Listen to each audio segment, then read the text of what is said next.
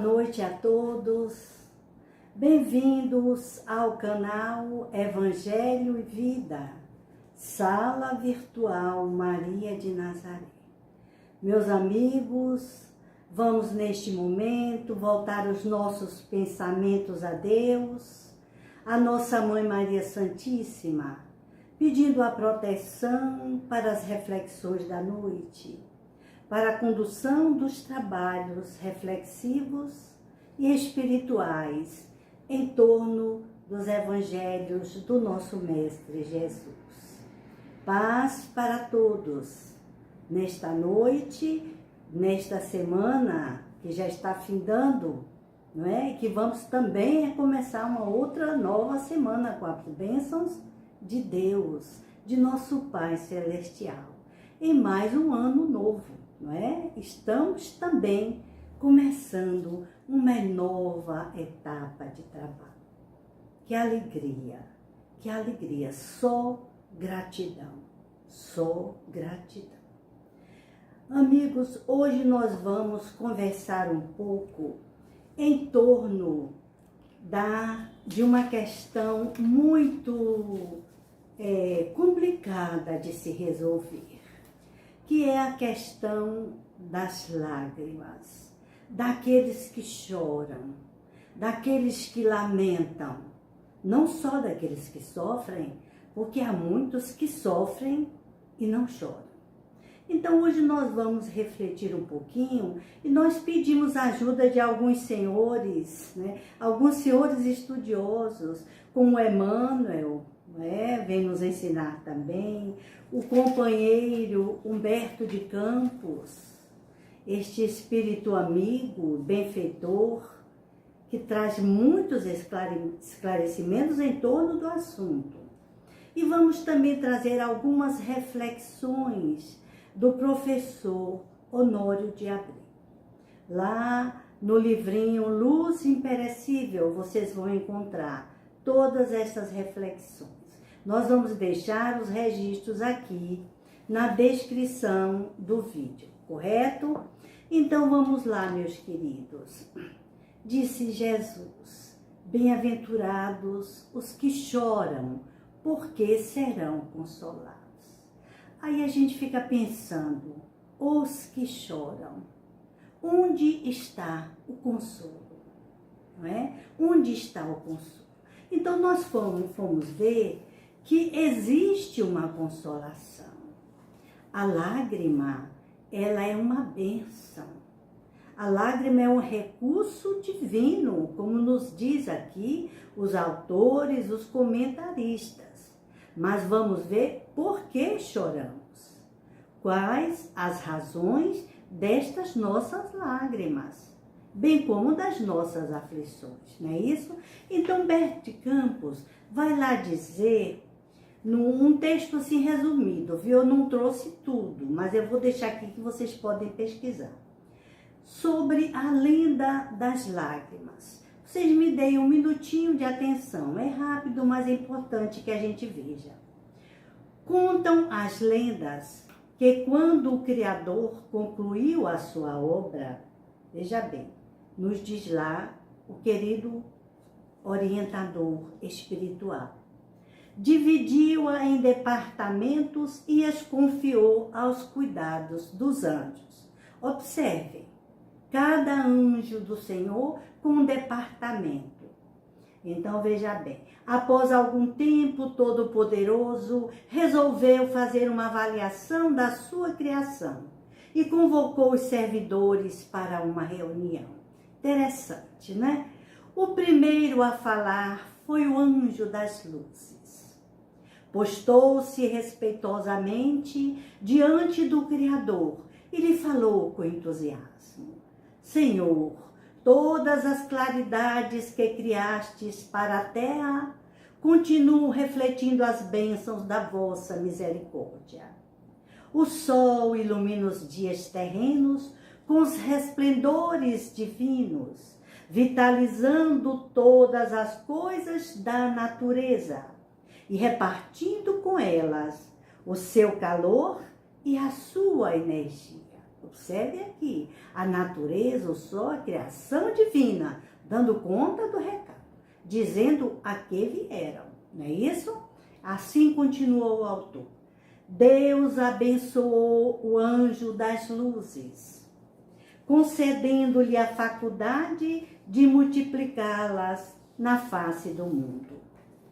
Depois foi a vez do anjo da terra e das águas, que exclamou com alegria: Senhor, sobre o mundo que criastes, a terra continua alimentando fartamente todas as criaturas. Todos os reinos da natureza retiram dela os tesouros sagrados da vida. E as águas que parecem constituir o sangue bendito da vossa obra terrena, olha a importância das águas, circulam no céu imenso, cantando as suas glórias. O Criador agradeceu as palavras do servidor fiel, abençoando-lhe os trabalhos. Em seguida, falou radiante o anjo das árvores e das flores. Senhor, a missão que concedestes aos vegetais da terra vem sendo cumprida com sublime dedicação. As árvores oferecem sua sombra, seus frutos e utilidades a todas as criaturas, como braços misericordiosos do vosso amor paternal estendidos sobre o solo do planeta. Olha que beleza, né? Toda a natureza é uma festa, não é isso? É uma festa de bênção e de doação constante e fidelidade ao amor de Deus. Olha, vamos prestar atenção porque isso aqui é bastante interessante. Logo após, falou o anjo dos animais, apresentando a Deus seu relato sincero. Vamos ver o que é que o anjo dos animais diz. Os animais terrestres, Senhor, sabem respeitar as suas leis, acatar a sua vontade. Todos têm a sua missão a cumprir, e alguns se colocam ao lado do homem para ajudar, né? São aqueles animais domésticos que nós já conhecemos. As aves enfeitam os ares. Desculpa. E alegram a todos com suas melodias admiráveis, louvando a sabedoria do seu Criador. Deus, jubiloso, abençoou seu mensageiro, derramando-lhe vibrações de agradecimento. Olha aí, para Humberto de Campos, Deus é todo gratidão. Foi quando então chegou a vez dos anjos, do anjo dos homens. Olha que coisa, que complicado. E vamos ver o que foi que complicou e o que está complicando a situação do homem no planeta. Angustiado e cabisbaixo, olha aí, cabeça baixa, angustiado, diferente de todos os outros reinos.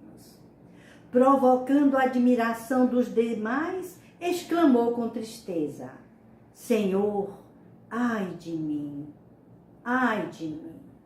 Enquanto meus companheiros falam da grandeza com que são executados seus decretos na face da terra, não posso afirmar o mesmo dos homens. Os seres humanos se perdem no labirinto formado por eles mesmos. Dentro do seu livre-arbítrio, prestem bem atenção. O autor, aqui o escritor Humberto de Campos, coloca bem desvendado. Dentro do seu livre-arbítrio, criam todos os motivos de infelicidade. O que é que está complicando? O livre-arbítrio. O livre-arbítrio.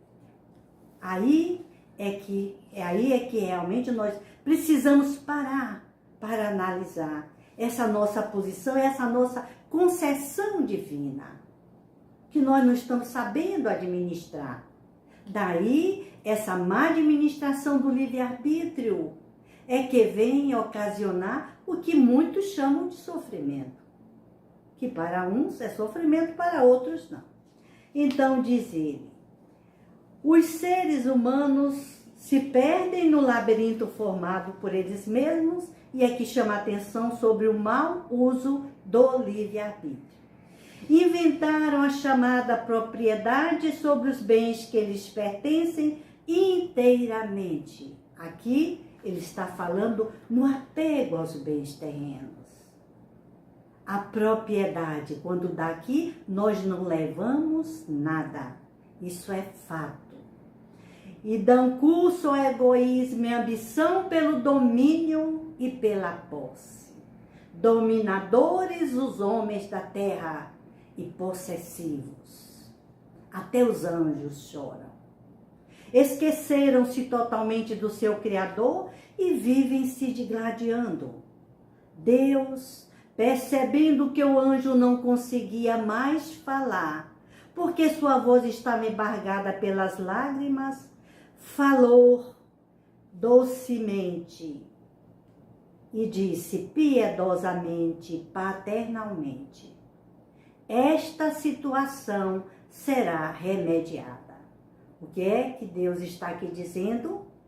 Nesta lenda belíssima, que há um remédio, que vai haver um remédio para aliviar essas dores.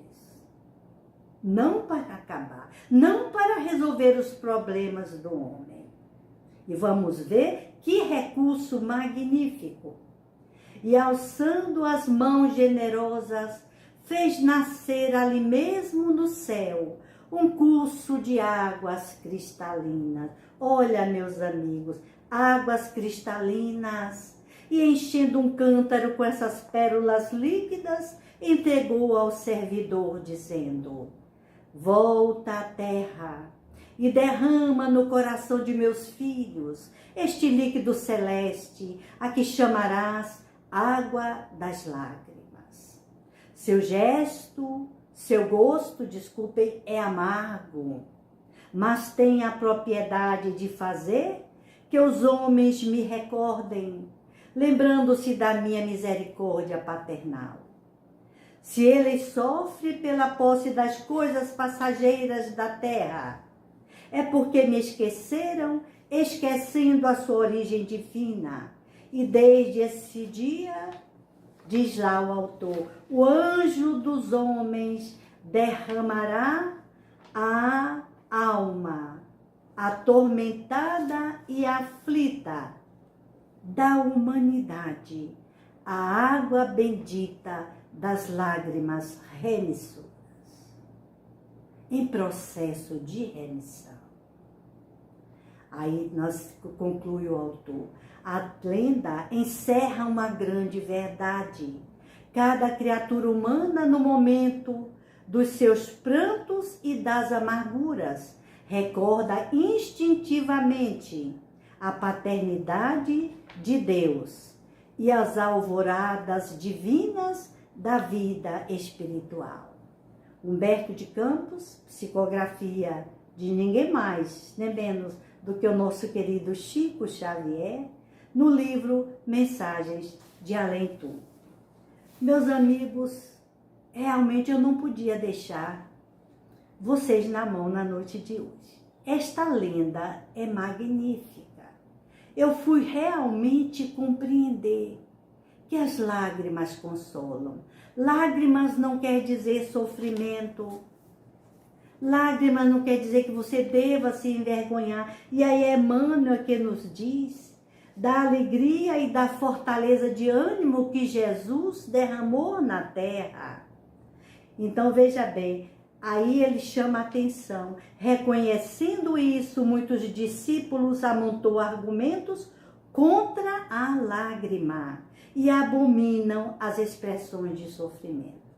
Então, a lágrima ou as lágrimas são expressões do sofrimento humano e que são abençoadas por Deus e que são amenizadas pela justiça divina. porque através deste rio de água bendita, que nós vamos deixando correr as mágoas, os sofrimentos, as dúvidas, a saudade. E choramos de alegria, choramos de tristeza, choramos de saudade, choramos de felicidade ou de infelicidade. Há sempre uma forma de desafogar. Então, Emmanuel chama as lágrimas de as palavras da alma. É através das lágrimas que a alma fala. Então ele diz, Jesus não amaldiçoou os tristes, mas convocou-os à consolação. Bem-aventurados os tristes, bem-aventurados os que choram, porque serão consolados. E este consolo advém da certeza, da confiança de que tudo isto vai passar.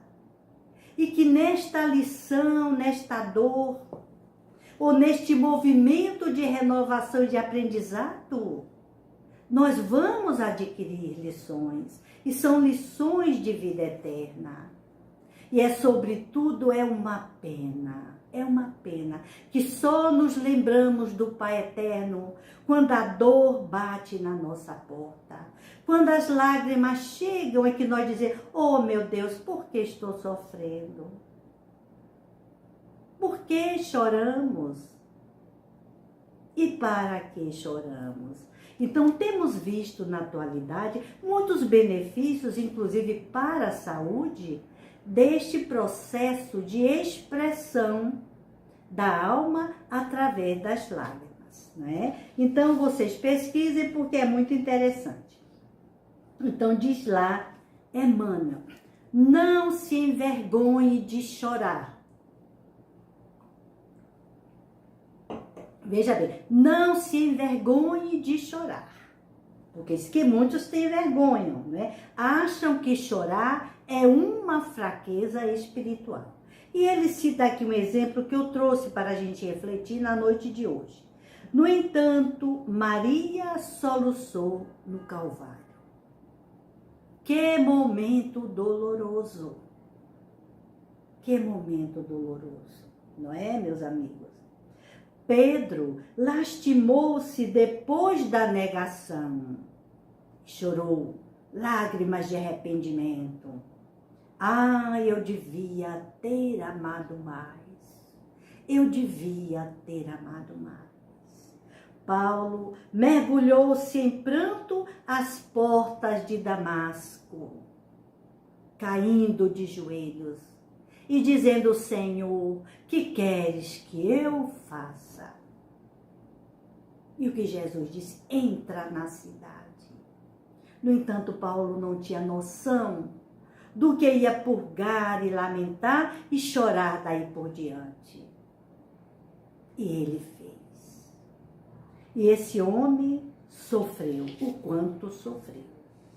Os primeiros cristãos choraram nos circos de martírios, mas nenhum deles derramou lágrimas sem esperança. Nem nós vamos derramar as nossas lágrimas sem esperança de que não seremos, mas já estamos consolados. Porque nós já temos essa consciência espiritual de que tudo passa e de que dói esse momento, mas que essa dor vai passar. Então, meus amigos, ele diz lá, caracterizam-se as lágrimas através de origens específicas. Vamos ver então qual a origem das nossas lágrimas. Quando nascem da dor sincera e construtiva, são filtros de redenção e vida. No entanto, se procedem do desespero, são venenos mortais. Viram? São venenos mortais. Mas podem ser os filtros de que a nossa alma ainda necessita para compreender, para aliviar. Viram quando a gente chora, como a gente se sente aliviado? É muito interessante. Então, nós separamos só este capítulozinho, este trecho para a gente analisar, junto com o professor Honório de Abreu, que traz alguns esclarecimentos muito pertinentes na noite de hoje e que vem enriquecer este nosso momento de reflexão e de aprendizado com Jesus. Então veja bem, o Sermão do Monte, diz lá o professor Honório de Abreu, é um dos mais lindos discursos de Jesus, canalizando os corações alentadas, canalizando aos corações, diz ele, alentadas esperanças de sustentação e consolo. Há um trabalho de sustentação e consolo no Sermão da Montanha. Não é só dizer, é o caminho da felicidade, vamos traçar e ficar por assim mesmo. Fica tudo muito bonito no papel, no discurso mais bonito ainda. Mas eu quero ver na realidade. Eu quero ver no momento de elevação. Quando vamos subir a montanha da nossa ascensão espiritual, do nosso progresso, do convívio com os nossos irmãos. Então, ele chama a atenção e diz que antes de Jesus, o sistema era a marginalização dos pobres e desvalidos. Não é isso? Havia todo um momento predominantemente de marginalização dos pobres e desvalidos. Prestem bem atenção. Com Jesus, a partir de Jesus, uma nova visão e percepção do homem, bem como a abertura para um investimento pleno em dias melhores. Aí foi que nós passamos a perceber, e Jesus nos ensinar. O outro não é o outro em nossa vida, o outro é o nosso irmão, e estamos implicados uns nas vidas dos outros. Nos ensinou nas suas parábolas e todos os seus ensinamentos.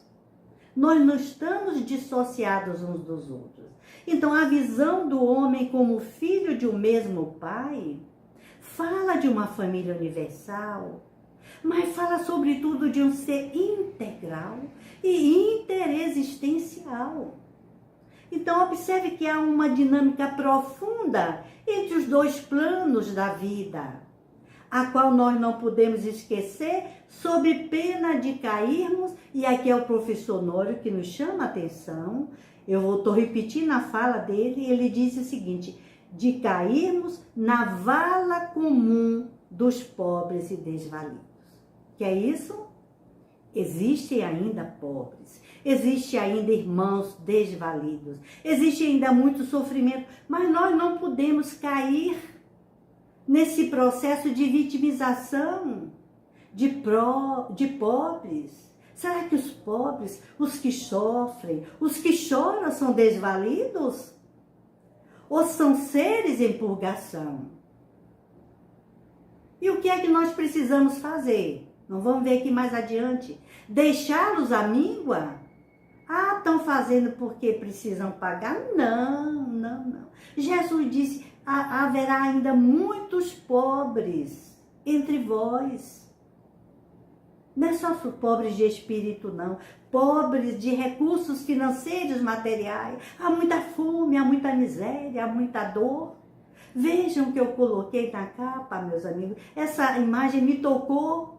Uma criança segurando a mão de outra criança, estendida a um adulto significativo, que colocava em suas pobres e esquálidas mãos uma moeda, uma esmola.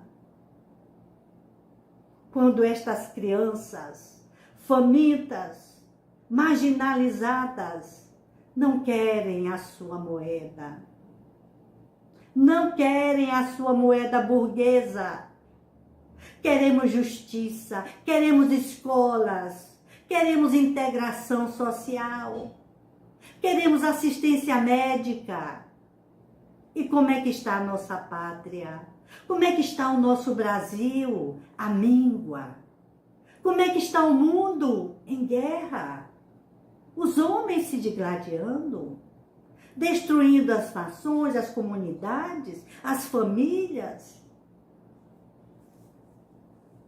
É justo, é natural e compreensível que o anjo dos anjos, o anjo dos homens, chore decepcionado. Chore, meus irmãos. Então ele diz, esse estado de miserabilidade humana que nos mantém cativos, prisioneiros de nossa própria ignorância. Eu sou espírito, eu sou filho de Deus. E neste momento que nós tomamos consciência desse si, nós criamos forças para superar as nossas limitações morais, físicas e espirituais, na direção do trabalho, do progresso, criando escolas de vida, criando frentes de trabalho e não nos entregando a um trabalho, ou seja, a um processo de vitimização, a um estado de que estamos e que somos desvalidos. Não. Precisamos nos socorrer mutuamente, não importa de que forma seja, mas precisamos nos ajudar. Aí é que nós vamos ver, nesses minutos que nós não vamos demorar muito, né? Para não ficar cansativo, que essa posse de mim mesmo e o uso que eu faço do meu poder de escolha, conforme o meu nível evolutivo e percepção e leitura da lei. Perceberam? Daí Jesus ensinar aqueles homens escravizados, os hebreus, os judeus, escravizados pelos romanos. Mas eles eram vítimas? Não. Eram humanidade, eram homens ainda ignorantes do seu poder de ação. E Jesus lhes dizia, ande com eles a segunda milha. Trabalhe com alegria, sirva, mas observe que em nenhum momento das orientações Jesus disse, vá para cima, use armas.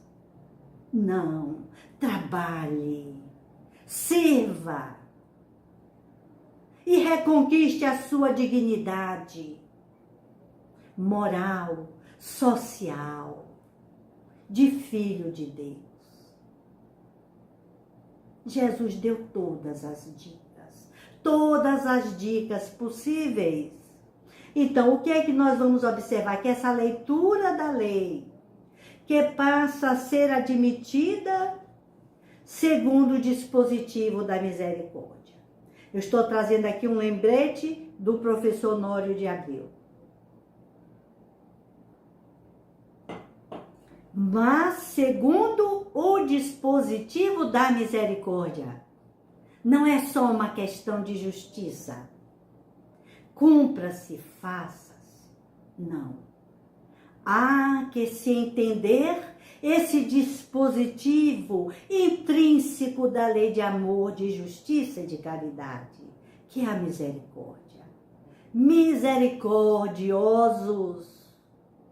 Colocar o códice, o centro cardíaco, o coração na miséria do outro. E por isso, precisamos ficar igual aos miseráveis? Para ajudar os doentes, precisamos deitar na cama dos doentes? Não, não é por aí. Não é por aí. Ajudar dentro das nossas possibilidades, com ensino, com a palavra, com ajuda financeira também, é compreensível, faz aquilo que precisa, veja lá o bom samaritano. Então, nós vamos ver que até aquele momento, antes de Jesus, essa misericórdia era sufocada pela intolerância. Não foi só lá em Samaria que Jesus encontrou os intolerantes.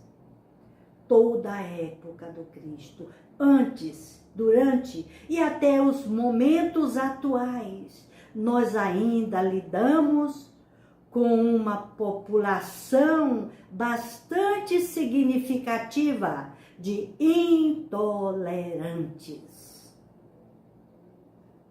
possessivos, manipuladores da credibilidade alheia. Fazer o quê? Com Jesus, fazer uma nova leitura da lei. Então, eu vou fazer justiça com as próprias mãos? O que é isso?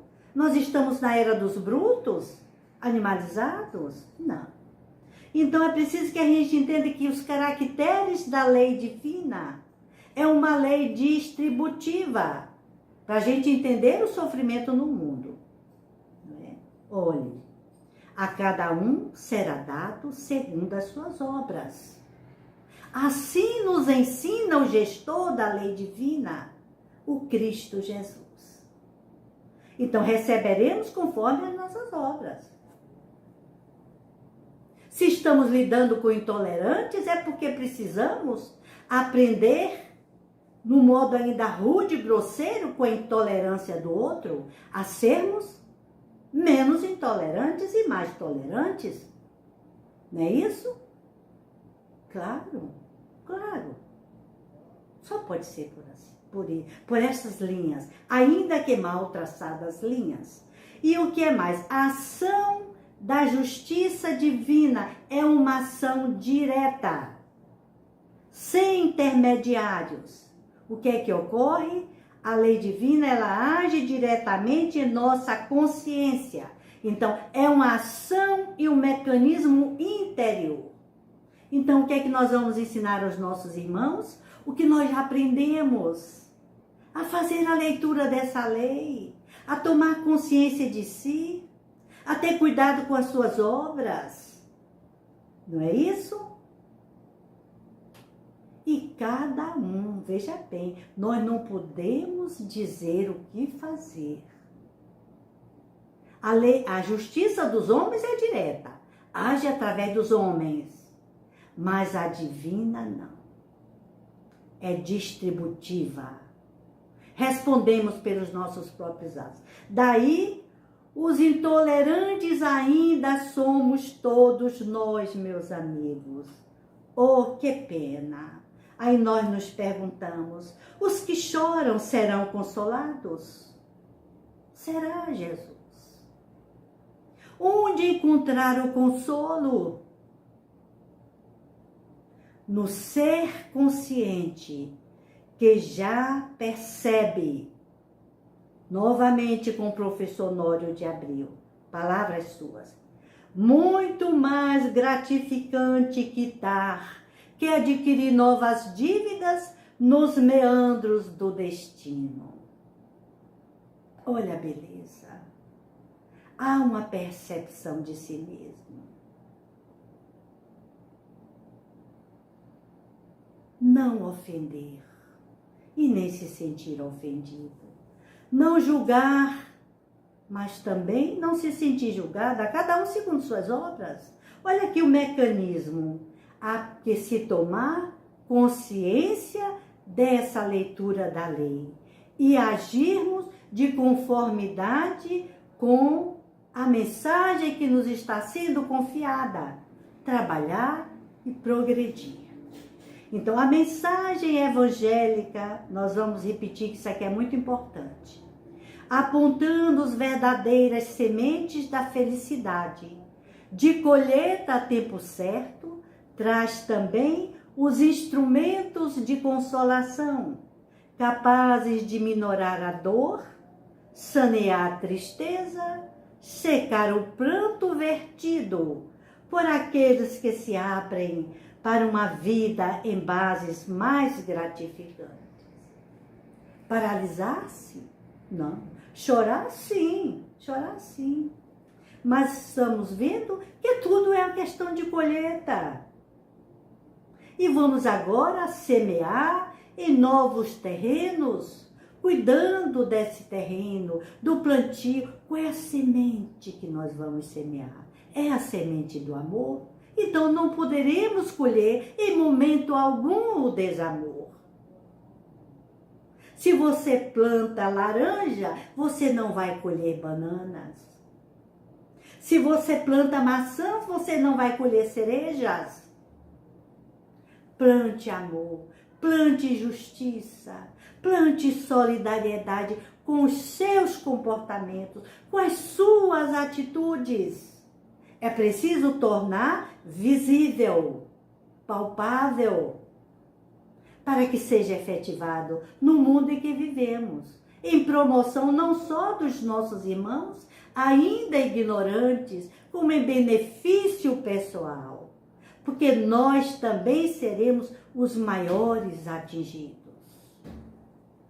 Então vamos lá. A marcha do progresso, quando visualizada em claridades espirituais, nos faz compreender que as lágrimas, de acordo com as vibrações que as emolduram, não apenas lavam o coração, olha que lindo, sugerem ao espírito sofrido abrir-se para o sol e para as oportunidades de um novo dia.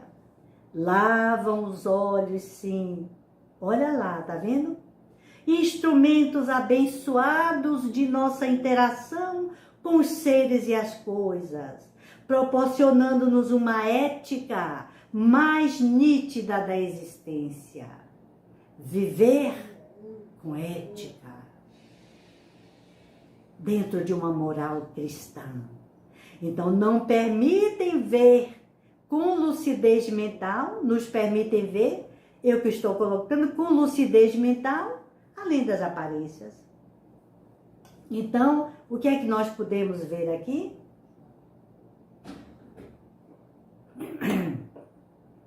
Porque eles serão consolados. Diz mais ainda o amigo orientador. Desencarnado e que continua trabalhando, ensinando o Evangelho de Jesus, trabalhando ativamente como espírita cristão, que sempre foi no mundo espiritual. Ele diz, a consolação é a atitude cristã. Observe, estou até emocionada. A atitude cristã. Está falando em atitude, não em palavras. Que alivia o que sofre e engrandece o que a sustenta e canaliza. É consequência, portanto, meus irmãos. O ato de consolar não pode ficar restrito a momento de balsamização de emergência. Prestaram bem atenção? Não é um consolo e um momento emergencial. Eu dou comida ao pobre, deixo para lá e pronto. Chegou, comeu, acabou. Não sei nem onde mora. Não sei nem onde se esconde. Vou dar alguma coisa porque fico livre. Sai da minha frente. Não é isso que na maioria das vezes nós fazemos. Meu Deus. Não é um momento de balsamização e de emergência. Então, não é uma ação emergencial balsâmica. Não deve ficar restrito aqui ao ato de consolar. Representa a introjeção de conteúdo, coloquei entre aspas, que alivia e de elementos que promovam necessitado e entristecido para os patamares do trabalho, assegurador indiscutível da liberação definitiva com Cristo. É isso que Jesus veio nos pedir. Vinde, benditos de meu Pai, porque tive fome e me deste de comer. Estava nu e me vestistes. Estava só, doente, lá no hospital e fostes me visitar. Mas não é só isto. Não é só isto. Não é tão só esta consolação, esta presença que passa, que chega.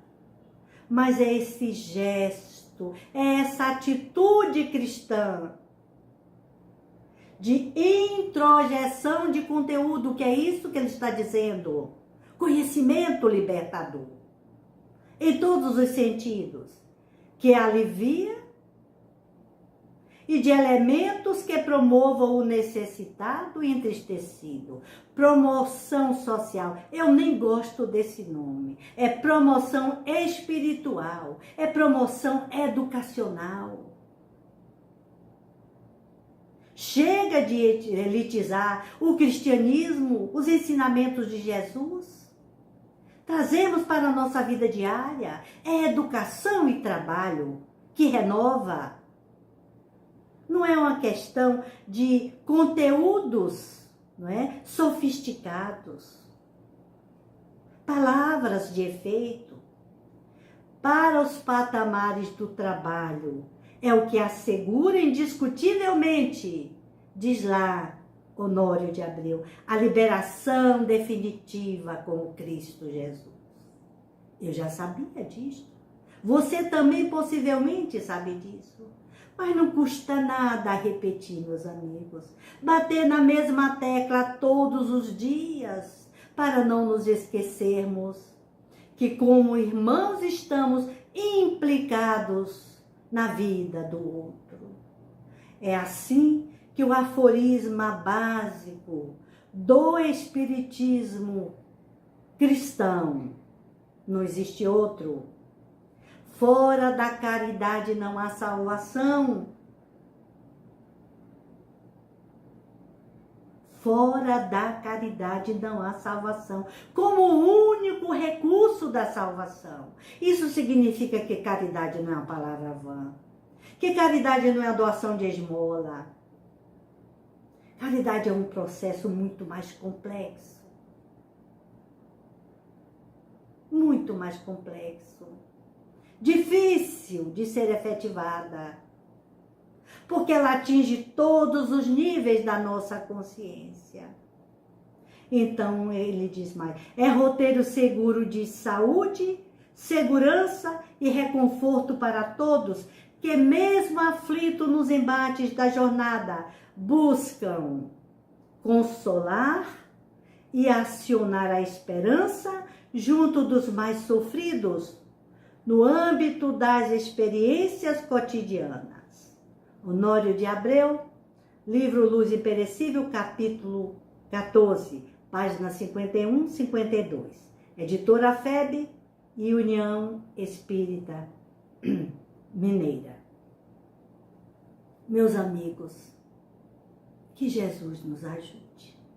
Que Jesus e os anjos, ou o anjo dos homens, como nos ensina Humberto de Campos, nos proteja, para que possamos tomar consciência dessa verdade de nós mesmos e optarmos pelo amor, pela caridade, que é o amor e a ação, começando dentro dos nossos próprios lares, com os nossos familiares, com as almas difíceis, e aí nós vamos fazendo aquilo que for possível fazer. Graça e bênçãos para todos nós e todos vocês que aqui estão e que se encontram e que vão ouvir esta mensagem.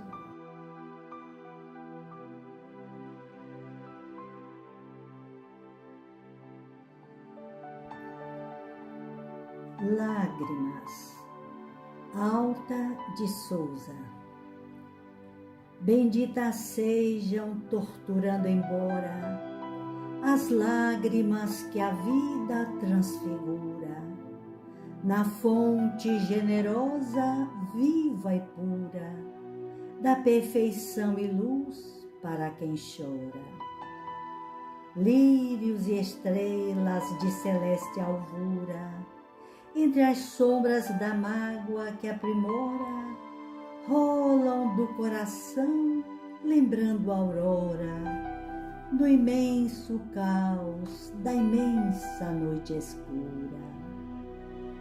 Benditas sejam lágrimas divinas, como flores brilhando sobre as ruínas que a provação estende, véspera e franca, mas acima da bênção que as alveja, ante a glória de amor, bendita seja a mão da caridade que as estanca.